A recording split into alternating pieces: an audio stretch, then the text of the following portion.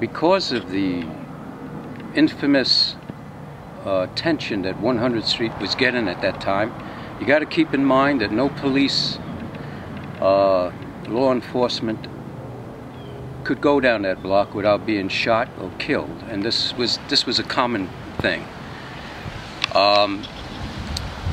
You had a lot of the characters, not only from Hollywood but from the jazz world, that would show up in 100th Street. Now the reason for that is that 100th Street was one time controlled by the mafia for its large, massive heroin dealings.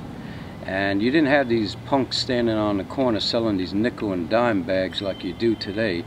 And what you had a lot of these celebrities that would go right to 100th Street and pick up their stuff. So I remember seeing Billie Holiday across the street, sadly decrepit, so to speak, the life energies dissipating from her frame, and she was there to see her heroin connection, as well as Miles Davis, who was a common fixture in 100th Street. He should have had an apartment for all the times that he had been there. And there was, at one time, I remember Marlon Brando, who rode up in his motorcycle with his sick friend who needed a desperate fix, and 100th Street was the only place that one can get their fix from.